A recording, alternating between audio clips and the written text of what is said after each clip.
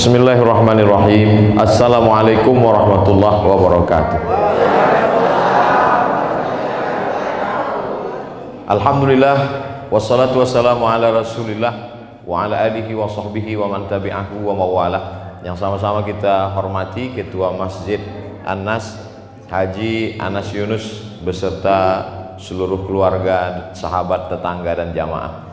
Sama-sama kita hormati Bapak Wali Kota 2 periode yang selalu menjadi kenangan oleh masyarakat Makassar.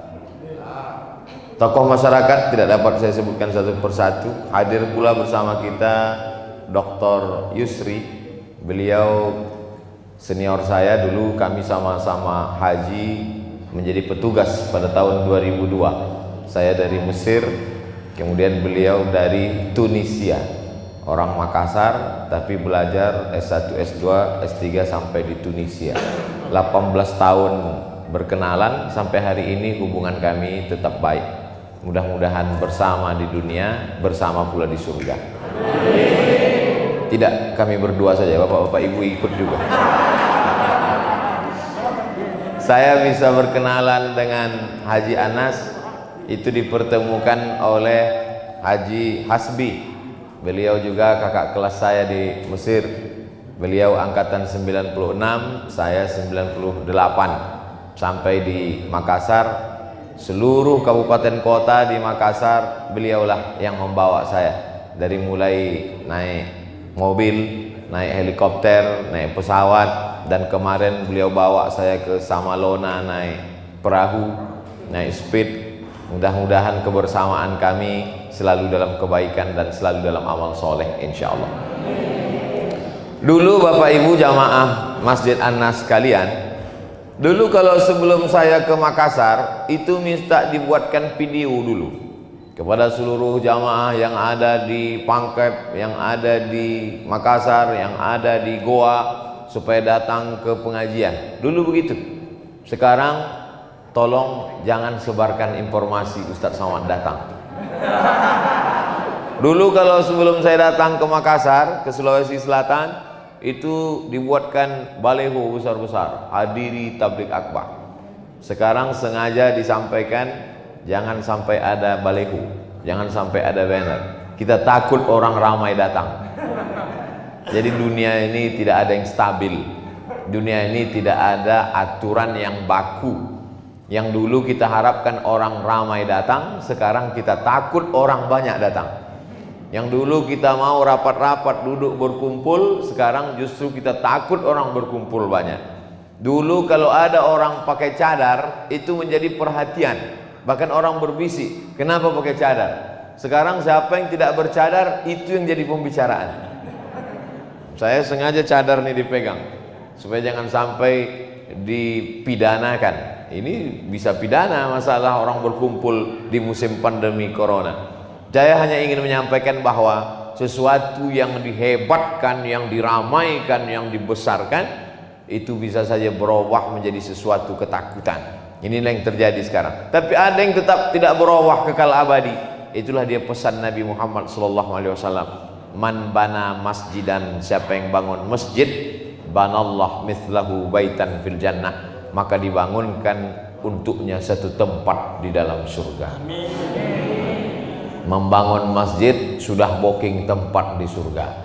Berarti siapa yang belum bangun masjid belum punya tempat di surga. Bukan kata saya, itu kata hadisnya.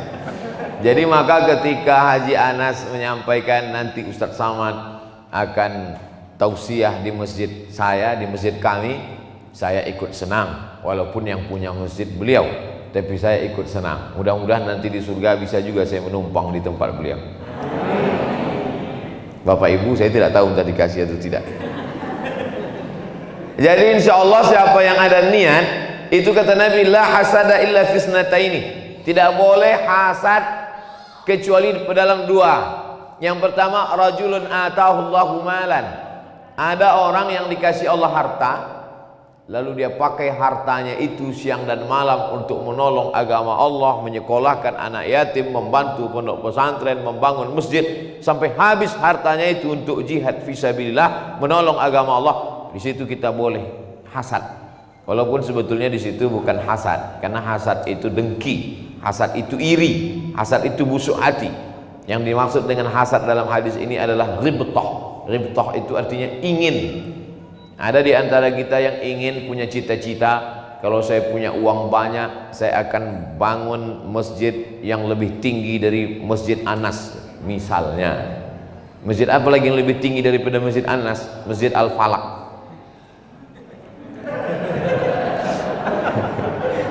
Anak Anas itu terakhir, Anas itu terakhir, tidak ada lagi.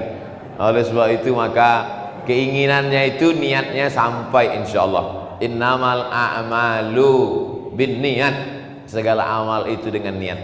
Jadi sesungguhnya dengan membangun masjid ini kita sedang mengajarkan ke anak-anak kita. Ini banyak anak-anak hadir, anak-anak laki-laki, anak perempuan. Mereka datang hari ini dibawa oleh ibu bapak. Tapi sebenarnya ibu dengan anak ini sedang mengajarkan, anakku, cita-citamu boleh tinggi, kau menjadi profesor, doktor, menjadi jenderal, menjadi gubernur, wali kota, presiden, tapi yang diinginkan adalah sebelum mati kau sempat bangun masjid. Tidak ada nama yang kekal abadi kecuali nama membangun masjid. Makanya Masjid Nabawi, Nabawi itu Nabi, Masjid Nabi Muhammad sallallahu alaihi wasallam. Masjid Quba dinisbatkan kepada suatu tempat karena Nabi sampai di Quba hari Senin, kemudian hari Jumat dia pergi ke Madinah. Malam Selasa, malam Rabu, malam Kamis, malam Jumat, 4 malam saja dia di situ berdiri satu masjid. Bangunan yang pertama di atas muka bumi ini kata Allah, inna awwala baitin wudi'a lin-nas lalladzi bi Bakkah. Bangunan yang pertama di atas muka bumi ini itulah bangunan yang ada di Bakkah, Masjidil Haram. Bangunan yang kedua Masjidil Aqsa. Abu Hurairah meriwayatkan hadis ini, kam bainahuma, berapa jarak antara keduanya? Arba'un sana, 40 tahun. Bangunan yang pertama Masjid Nabawi, bangunan yang kedua Masjidil Aqsa. Bangunan yang pertama ketika sampai Nabi di Quba juga pertama kali membangun masjid. Dan saya dulu waktu masih kecil melihat di televisi ada bangunan besar di kota paling jauh di dunia, Ujung Pandang. Saking jauhnya disebut Ujung Pandang. Waktu itu kami waktu kecil tahunya Ujung Pandang, rupanya Ujung Pandang sama Makassar itu sama, Makassar. Lalu kemudian waktu itu kami lihat di TV, masih SD, masih kecil, melihat ada Islamic Center besar. Seorang jenderal kebanggaan umat Islam, Jenderal Muhammad Yusuf, bangun Islamic Center besar. Mereka semuanya ingin kekal abadi, menjadi pendidikan buat generasi masa depan, sehingga cita-cita mereka itu tidak hanya sekedar punya rumah, punya mobil, punya kerja, menikah, punya anak, pensiun, stres, depresi, mati. Orang yang ke masjid, bangun masjid tidak mengenal istilah pensiun. Pekerjaan mereka, pengabdian mereka sebagai pejabat negara, sebagai pengusaha mungkin selesai, tapi dengan membangun masjid, karena tidak ada orang berhenti ke masjid sampai hari kiamat. Manusia boleh mati, tapi pengabdian dia ke masjid tetap. Oleh sebab itu orang yang selalu ke masjid, dia tetap sehat, dia tetap segar bugar. Beda dengan orang yang punya jabatan tapi tak pernah ke masjid. Dulu ketika masih ada jabatan, mobilnya ada yang nyetir, sebelum keluar mobil pintunya sudah dibukakan. Kalau dia pergi disambut orang dengan baleho, dengan umbul-umbul, dengan sambutan yang luar biasa. Tapi begitu jabatan sudah tidak ada, orang cuek, orang tidak peduli. Tapi kalau dia biasa ke masjid, dia tidak peduli itu. Karena setiap hari dia pergi ke masjid, dia sholat berjamaah, dia menghadapi banyak orang, dia berkumpul dengan orang, dia bertatap mata dengan orang, dia berjumpa dengan orang, dia bersalaman dengan orang. Maka tidak ada istilah pensiun, tidak ada istilah berhenti, karena profesi aslinya adalah da'i, mengajak orang ke jalan Allah. Nahnu du'an qabla kulli syai'. Kita ini adalah da'i sebelum jadi apapun. Jadi kalau dia menjadi gubernur, wali kota, presiden, itu profesi keduanya saja. Profesi pertamanya adalah mengajak orang ke jalan Allah. Cuman caranya macam-macam. Saya mengajaknya dengan ceramah, dengan tausiah, dengan khutbah, dengan kultum. Ustadz Yusri mengajaknya dengan pesantren, dengan kampus, dengan seminar, dengan lokakarya. Pejabat mengajaknya dengan kekuasaan, dengan tanda tangan. Ibu mengajaknya, ya langsung dia bawa anaknya. Anaknya dia bawa ke masjid. Begitu cara mereka. Lalu siapakah di antara kita ini yang paling mulia? Apakah yang membangun masjid? Apakah yang berceramah? Apakah dengan kekuasaan? Yang paling mulia adalah yang paling ikhlas kepada Allah. Insya Allah kita ini semuanya ikhlas karena Allah Subhanahu Wa Taala. Ada orang berpemahaman ikhlas itu tidak boleh disebut. Kalaulah ikhlas tidak boleh disebut, maka tidak ada itu namanya hadis tentang Abu Dihdah yang disebut oleh Nabi, diriwayatkan sahabat Nabi, disebutkan dalam kitab hadis, menyumbang 600 batang pohon kurma. Disebut sampai sekarang. Kalaulah tidak boleh disebut, tidak akan ada hadis tentang Abu Talhah yang menyumbangkan tanah di depan Masjid Nabawi, kebun korma lengkap dengan sumurnya sekalian. Zaman dulu siapa yang punya sumur, dia yang paling kaya. Hadis tentang Abu Talhah diriwayatkan sampai sekarang. Seandainya tidak boleh, pasti dikatakan Nabi, jangan sebut-sebut, jangan direwayatkan, diam-diam saja, dibawa sampai mati.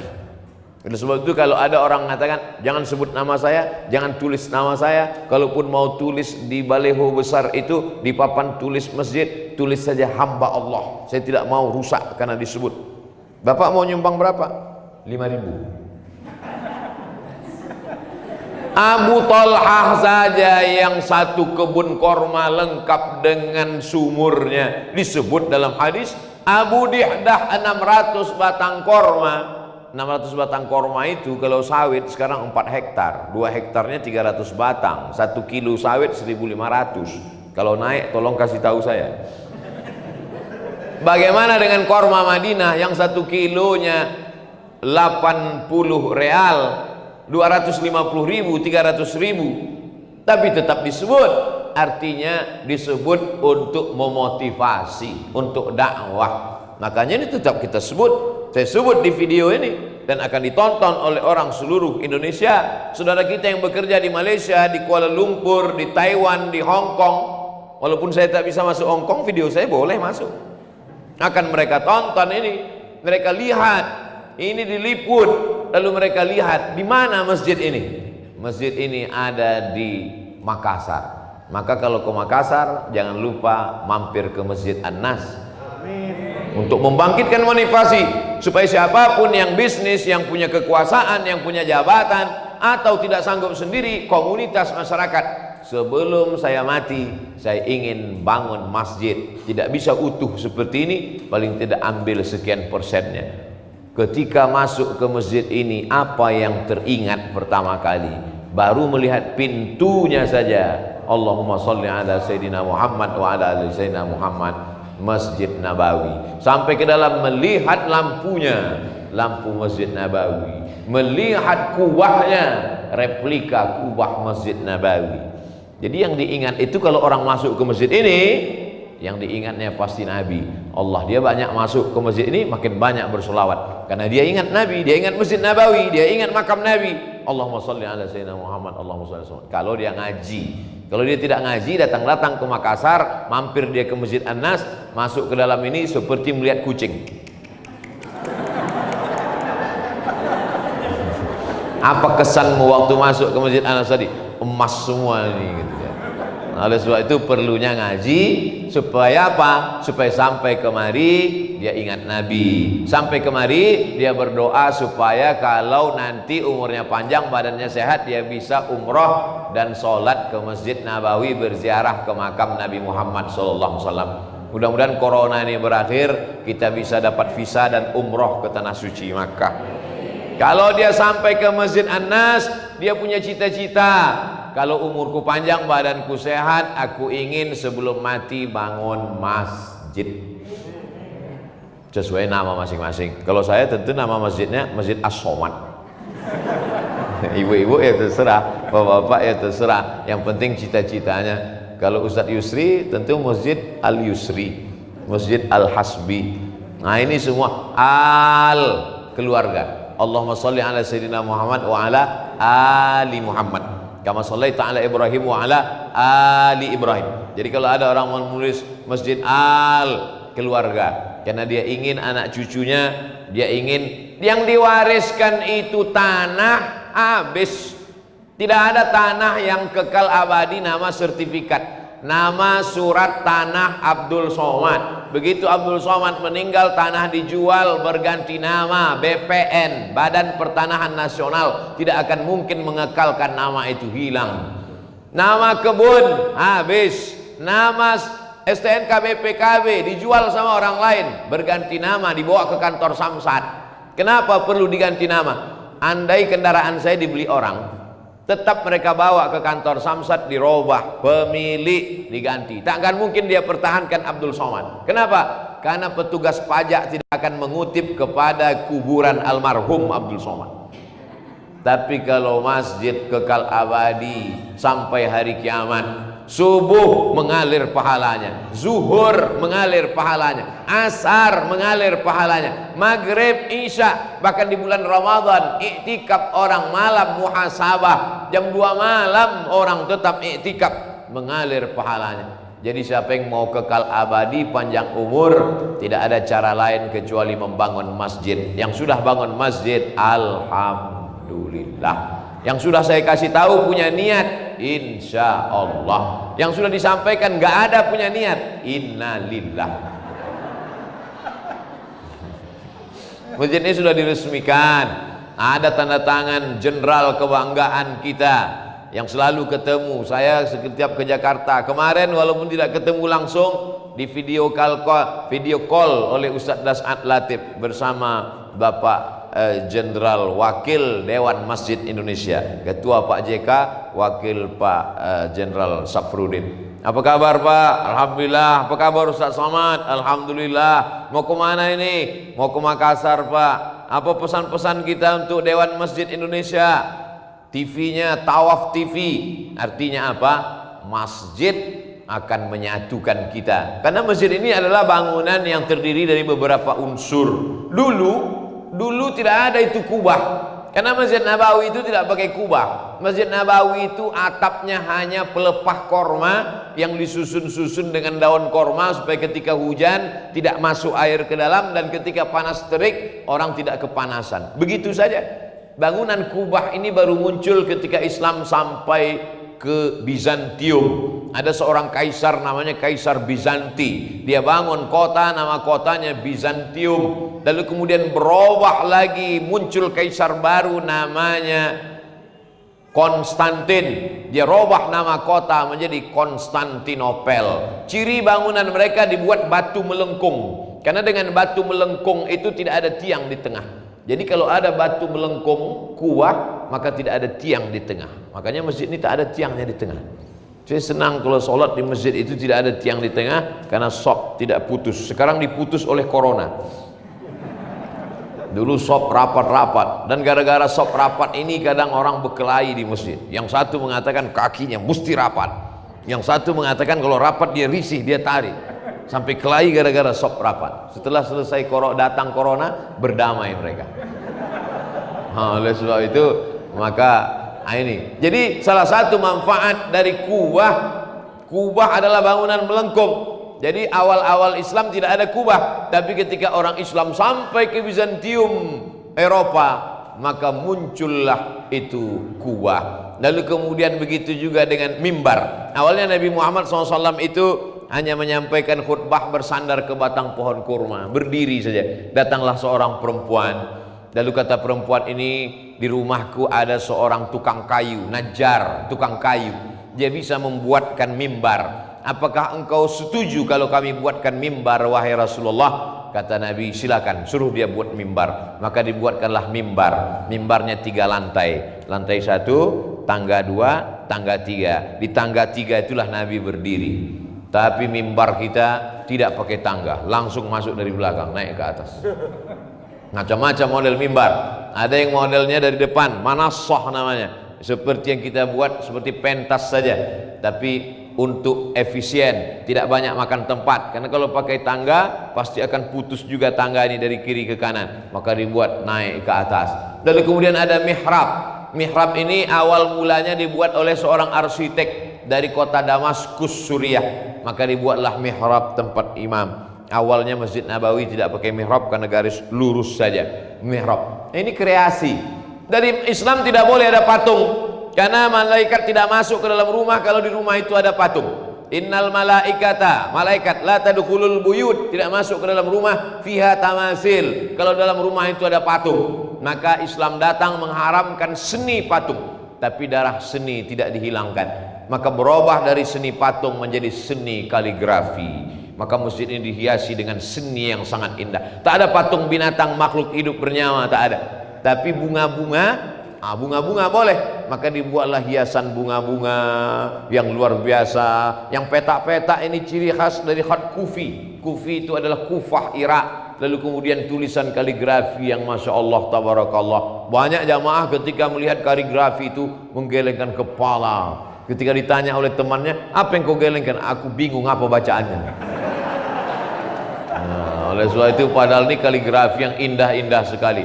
Wa'budu rabbaka hatta ya'tiyakal yaqin.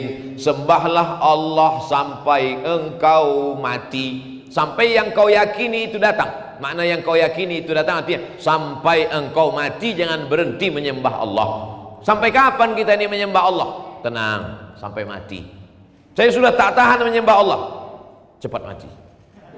Wa'bud rabbaka hatta ya'tiyakal yaqin. Ya ayyuhalladzina amanu dzkurullaha dzikran katsira. Hai orang-orang yang beriman percaya kepada Allah, sebutlah Allah dzikran katsira, sebanyak-banyaknya. Kalau berzikir jangan cuma 100, 200, 1000, 2000. Dzikran katsira, sebanyak-banyaknya. Ditulis itu sengaja di atas pintu keluar supaya orang sebelum keluar masjid itu yang terakhir dia lihat. Keluar engkau dalam masjid, kau menyebut Allah tidak hanya dalam masjid, sampai di luar masjid, dari pintu masjid ke pintu rumah kau pun berzikir banyak-banyak. Subhanallah walhamdulillah wala ilaha illallah wallahu akbar. Subhanallah walhamdulillah wala ilaha illallah wallahu akbar. Ya ayyuhalladzina amanu ista'inu bisabri wassalah. Hai orang-orang yang beriman, kalau datang berbagai macam ujian dalam hidupmu, minta tolonglah kepada Allah dengan dua cara. Yang pertama bisabri, dengan sabar, wassalah, dengan salat. Innallaha ma'as sabirin. Karena kalau kau sabar, engkau akan selalu kuat karena kau bersama dengan Allah. Ketika Abu Bakar merasa dia sendiri, maka dia ketakutan. Apa kata Nabi? La tahzan, jangan kau sedih, jangan kau takut, jangan kau cemas. Innallaha ma'ana, Allah bersama kita. Nanti kalau kau di luar banyak silap, banyak salah, banyak dosa, wasari'u ila maghfiratim mir rabbikum, bersegeralah engkau kepada ampunan Allah, wa jannatin, dan surga, arduhas samawati wal ard. Surga itu luasnya seluas langit dan bumi. Uiddat lil muttaqin, yang dijanjikan untuk orang-orang yang bertakwa. Keliling ini kaligrafi supaya menunjukkan anak-anak kita yang punya bakat seni. Ada yang bakat seni suara, 3 qorinya. Saya beberapa pengajian ditunda. Mohon maaf Pak Ustadz, kita tunda pengajian kita setengah jam lagi. Kenapa Pak? Qori belum datang. Di Masjid An-Nas 3 sekali datang. 3 qori, Masya Allah, tabarakallah, suaranya Masya Allah. Inna lil muttaqina mafaza, kata mereka. Saya cuma mau ngasih tahu, saya bisa juga ngaji.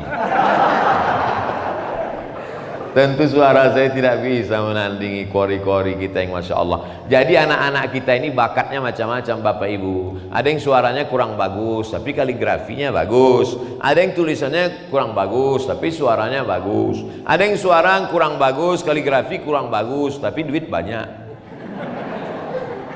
Oleh sebab itu jangan pernah menyepelekan, meremehkan orang. La tahqiranna minal ma'rufi syai'a. Jangan pernah kau sepelekan walaupun kecil. Oleh sebab itu kita beramal sesuai dengan apa yang diberikan Allah kepada kita. Kita ini seperti jari, ada yang tinggi, ada yang rendah, ada yang gemuk, ada yang kurus, ada yang besar, ada yang kecil. Justru dengan beraneka ragam macam-macam inilah kita bisa bekerja sama. Bayangkan kalau kita sama semuanya, tentu tidak indah. Ada warna-warni, itulah yang membuat dunia ini menjadi indah. Oleh sebab itu, tapi tujuan yang paling kita inginkan adalah ilahi anta maksudi, engkau yang ku maksud ya Allah, wa ridhaka matlubi, ridhamu yang kutuju ya Allah. Ini pemasangan jam ini memang sudah tepat sekali diletakkan di sana supaya setiap penceramah tahu dia selesainya jam berapa.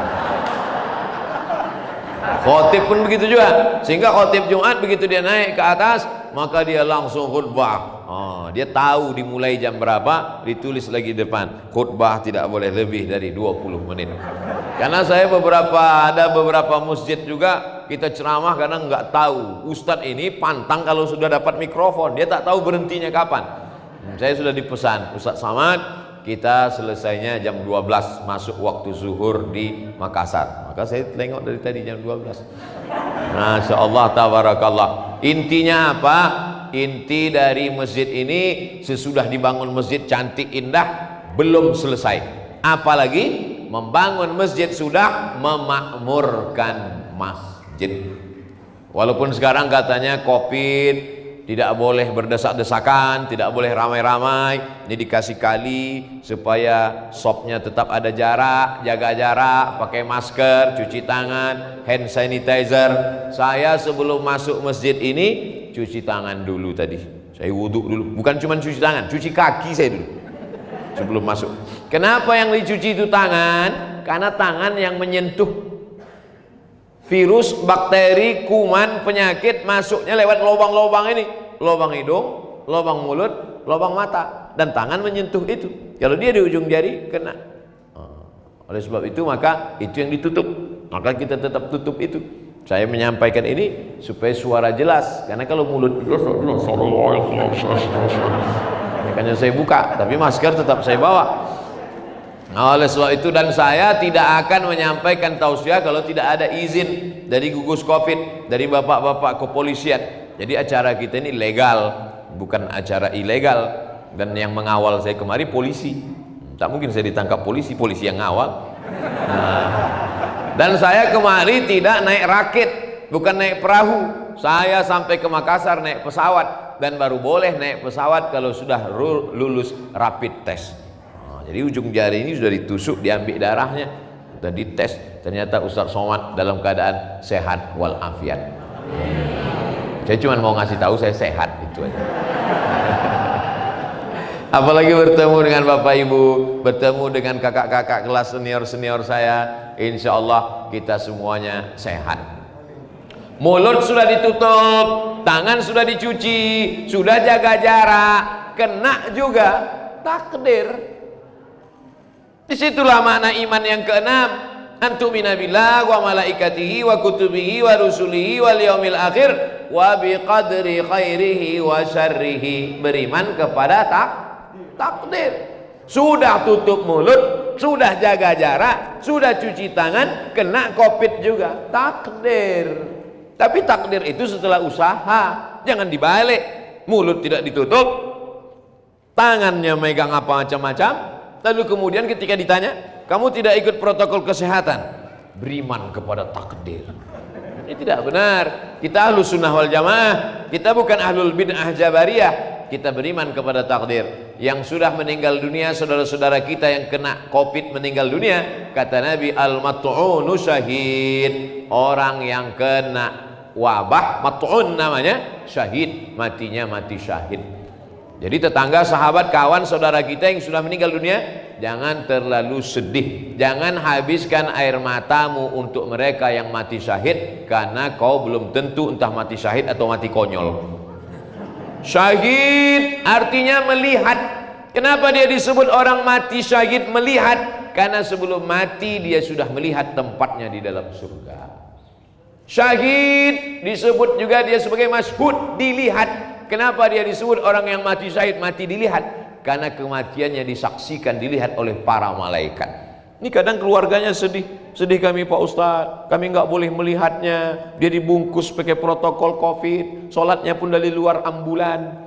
Sholatnya pun kami tidak lihat, mandinya tidak lihat. Dia memang tidak dilihat, tapi dia disaksikan oleh para malaikat. Karena kata Nabi, al-mat'unu syahid. Tapi bagi yang belum kena, maka kata Nabi, firra minal majzum, larilah engkau dari penyakit menular, firaraka minal asad, sebagaimana engkau lari dari singa. Penyakit menular ini tidak bisa kita lihat dengan mata. Jadi kalau ada hari ini orang menyikapi masalah penyakit ini, manusia ini terbagi dua. Yang satu yang tidak ada rasa takut sama sekali, yang satu amat sangat ketakutan, ekstrim kanan dan ekstrim kiri. Yang satu nggak ada takutnya sama sekali, bahkan nantang dia. Mana Covid itu? Biar ku masak sama sup saudara. Mana dia? Biar ku telan, kata dia. Yang satu lagi amat sangat takut, sampai semuanya dicuci pakai hand sanitizer. Sangat ketakutan.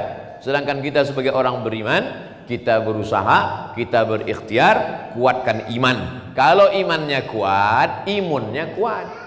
Kalau imunnya kuat, di dalam badan kita ini ada tentaranya. Tentara itulah yang disebut oleh imun, oleh medis.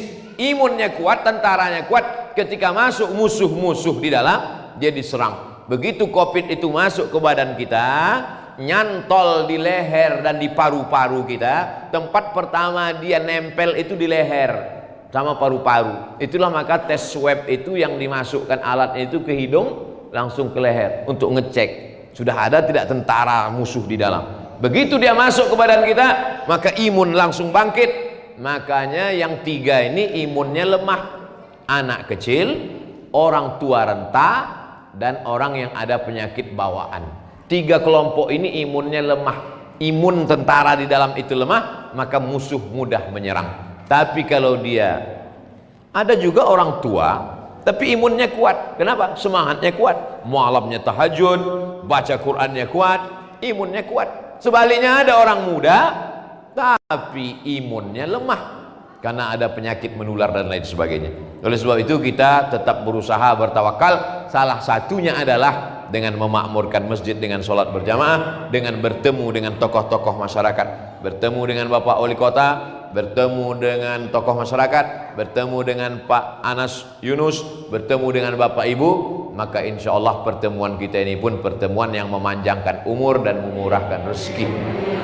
Yang ngomong bukan saya, Nabi. Man ahabba ibusatulahu fi rizqihi, siapa yang mau lapang rezekinya, wa yunsa'alahu fi atharihi, mau panjang umurnya, falyasil rahimahu, hendaklah dia menyambung tali silaturahim.